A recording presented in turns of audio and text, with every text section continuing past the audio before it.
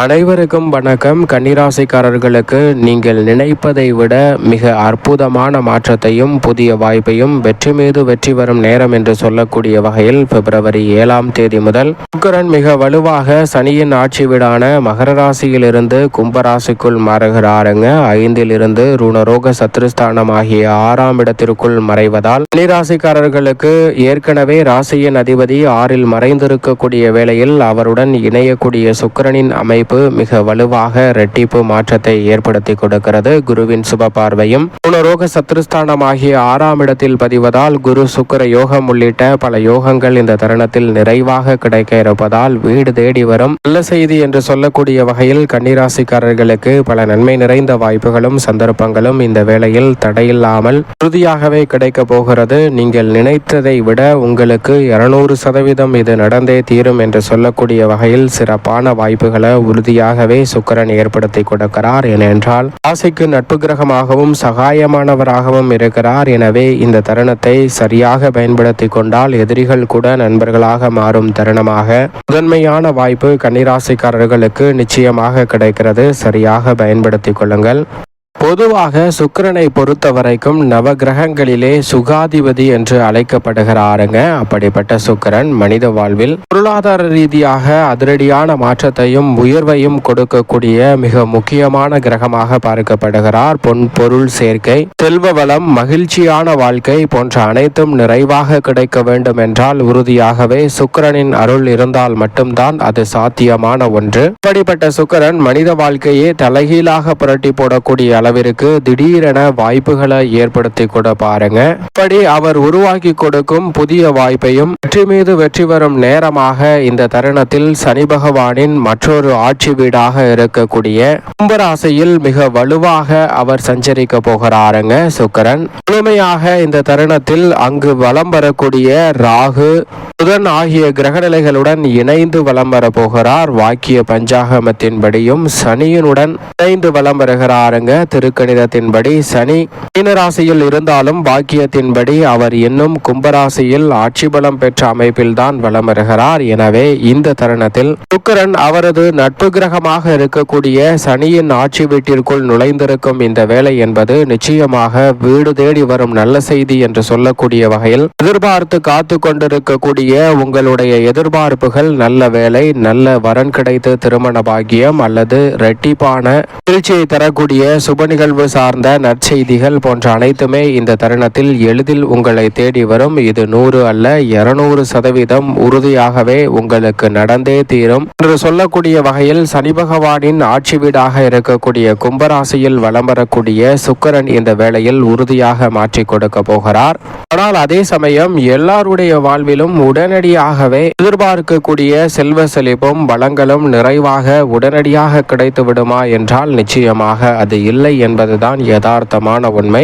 சிலருக்கு அது விரைவாக கிடைக்கலாம், சிலருக்கு பொன்பொருள் சேர்க்கை உள்ளிட்ட செல்வ வளங்கள் சற்று காலதாமதம் ஆவதற்கான வாய்ப்பும் இருக்கிறது. உதாரணமாக ஒரு கதை ஒன்றை பார்ப்போம். அதாவது ஒரு போட்டி ஒன்று நடக்கிறது. அது என்ன போட்டி என்றால் மலையின் உச்சிக்கு யார் விரைவாக செல்கிறார்களோ அவர்கள் வெற்றி பெற்றவர்களாக அறிவிக்கப்படுவார்கள். அவர்களுக்கு பரிசுகள் வழங்கி கௌரவிக்கப்படுவார்கள் என்ற அறிவிப்பு வெளியிட்டவுடன் அந்த வனத்தில் மலைப்பகுதியில் வசிக்கக்கூடிய விலங்குகள், பறவைகள் அனைத்தும் அந்த போட்டியில் பங்கு பெற வருகின்றன. இதில் பறவை இனங்களான மயில், புறா உள்ளிட்ட பறவை இனங்களும் கழுகு போன்ற பறவை இனங்களும், நாட்டு விலங்குகளாக இருக்கக்கூடிய சிங்கம், புலி, கரடி, முயல், மான் போன்ற விலங்குகளும் வருகின்றன.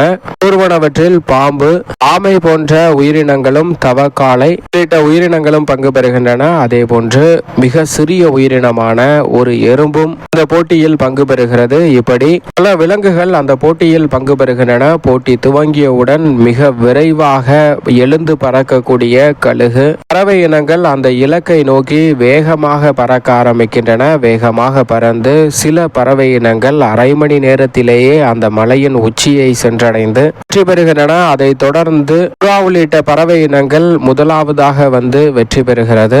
இதை தொடர்ந்து காட்டு விலங்குகளாக இருக்கக்கூடிய அதீத பலம் பெற்ற சிங்கம், புலி, கரடி போன்ற விலங்குகள் அடுத்தடுத்து வருகின்றன. சிறிது நேரம் கழித்து முயல் போன்ற உயிரினங்களும் சற்று வேகமாக அந்த போட்டியில் வெற்றி பெறுகின்றன. இந்த முயல் போன்ற உயிரினங்கள் வந்தடைவதற்கு சுமார் 3 மணி நேரத்திற்கு மேலாகிறது. இதை தொடர்ந்து தவளை உள்ளிட்ட உயிரினங்களும் பாம்பு போன்ற உயிரினங்களும் வேகமாக அந்த வெற்றி இலக்கை 3ஆவதாக அடைகின்றன. இதில் சில உயிரினங்களால் அவ்வளவு விரைவாக வர முடியவில்லை. ஆமை, எறும்பு ஆகிய 2 உயிரினங்களும் பின்னே பொறுமையாக கொண்டிருக்கிறது. இந்த மலையின் உச்சியை சுமார் 20 மணி நேரத்திற்கு பிறகும் அடைய முடியாமல் அந்த மலையை நோக்கி பயணித்துக் கொண்டே இருக்கிறது எறும்பும் ஆமையும். இப்போது வானத்தில் பறக்கக்கூடிய பறவை இனங்கள் இந்த எருமையும் ஆம்பையும் பார்த்து கேலி செய்கின்றன. இவ்வளவு நேரமாயும் உங்களால் அந்த இலக்கை அடைய முடியவில்லை என்று கேலி செய்ய அந்த எறும்பும் ஆமையும் பதில் சொல்கிறது. நிச்சயமாக இன்னும் சில மணி நேரங்களில் நாங்கள் அந்த இலக்கை அடைந்து விடுவோம், வெற்றி பெறுவோம் என்று அந்த பறவையிடம் அந்த எறும்பு சொல்ல, ஏற்கனவே நாங்கள் வெற்றி பெற்று விட்டோம், நீங்கள் வந்தாலும் உங்களுக்கு பரிசு ஒன்றும் கிடைக்காது என்று பறவைகள் எறும்பை பார்த்து சொல்ல, எறும்பு சொல்கிறது, நான் அந்த இலக்கை அடைய வேண்டும், அவ்வளவுதான், அதை அடைந்தால் எனக்கு வெற்றி கிடைத்தது, அதனால் அதை நோக்கி நான் பயணம் செய்து கொண்டிருக்கிறேன், நான் எப்போது தோற்று போவேன் என்று சொன்னால் இந்த போட்டியில் வெற்றி பெறவே முடியாது என்று நான் பின்வாங்கினால் மட்டும்தான் தோல்வியை சந்திப்பேன், ஆனால் என்னால் முயன்றவரை மூச்சுடன் அந்த போட்டியில் வெற்றி பெற முயன்று கொண்டே இருப்பேன் என்று எறும்பும் ஆமையும் சொல்ல, அதை கேட்டு பறவைகள் சற்று வியந்து பறந்து செல்கின்றன. இந்த கதை போன்றுதான் நம்மளுடைய வாழ்விலும் நாம் அனைவருக்குமே 12 ராசியில் ஏதோ ஒரு ராசியாக இருக்கும். ஆனால் நமது ராசிதான் அந்த நபரும், ஆனால் அவருடைய வாழ்வில் சீக்கிரமாக வளர்ந்து விட்டான், செல்வ செழிப்புகளை நிறைவாக பெற்றுவிட்டான் என்று நாம் நினைத்து கொண்டிருப்போம். அவரால் அந்த இலக்கை அடைய முடிகிறது என்றால் நிச்சயமாக அது நம்மாலும் முடியும் என்பதுதான் யதார்த்தமான உண்மை. அவருக்கு விரைவான நேரத்தில் வெற்றி கிடைத்திருக்கலாம், ஆனால் உறுதியாகவே நமக்கும் 100% அல்ல 200% வெற்றி கிடைக்கும், வீடு தேடி நல்ல செய்திகள் வரும் என்று சொல்லக்கூடிய வகையில்தான் சுக்கிரன் இந்த பெயர்ச்சியை சந்தித்திருக்கிறார். சரியாக பயன்படுத்திக் கொண்டால் எதிர்பார்ப்பதை விட இரட்டிப்பு நன்மை உங்களுடைய வாழ்வில் உறுதியாகவே கிடைக்கும்.